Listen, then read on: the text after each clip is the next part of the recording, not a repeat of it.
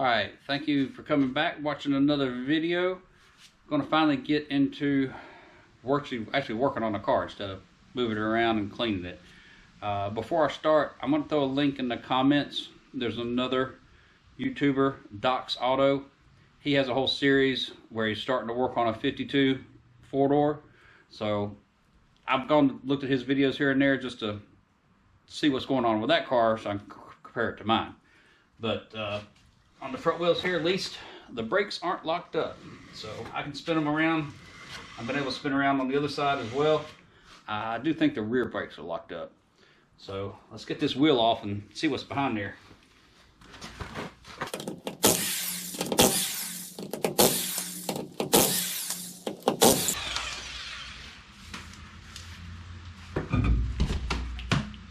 I think I put this tire up not quite a week ago, and still holding a little bit of air to it. I think it's got a tube in it. So, all right. Oh, there's a spider there. Pretty big spider. I don't know what it is. It's a brown recluse. So we've got some grease on the outside here. All right. So I am new to these cars, not the Corvairs that I have. So I had to look it up. I was having some difficulty with it. So I did have to take the castle nut off. It holds the wheel bearing in, and it's easily coming off now. So get this off here. There we go.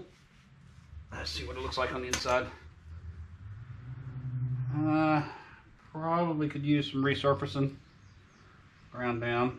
The bearings are all in there. I said this car's only got 37,000 miles on it, so a lot of things here aren't worn. So, but if I re-grease that. All right. So the brakes they're not rusted. A little bit. Pads are mostly worn here. It's getting pretty thin, so I'll need new pads on this. So the next thing I'm going to try to do is let's see if I can get the cylinder off. All right, I cleaned up around the brake area with some brake cleaner. I got the wheel cylinder off. The two bolts weren't that hard to get off. It's just once I loosened them up with a wrench, they came off with fingers. The brake line, the hard line to the flexible line, it broke free really easy as well. Didn't have any trouble with it. Haven't messed anything up. So I'm hoping that's a good sign for the rest of the car, that some of these bolts are going to come off pretty easy.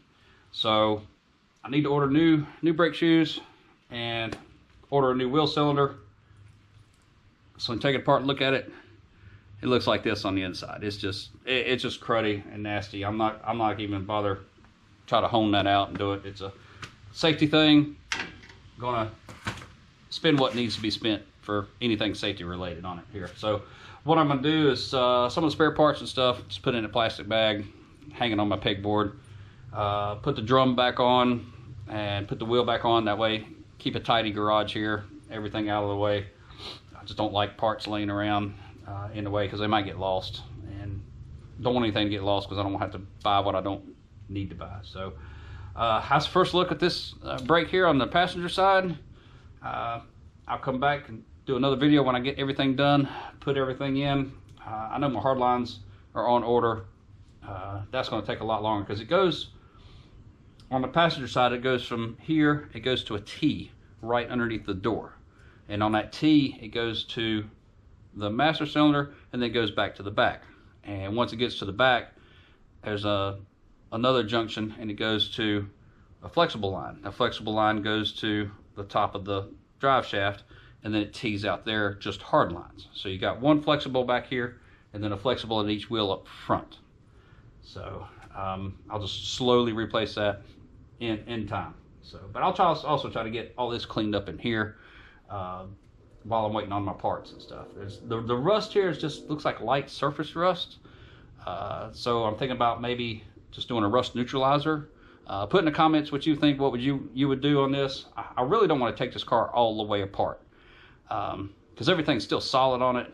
There's not any rust through anywhere.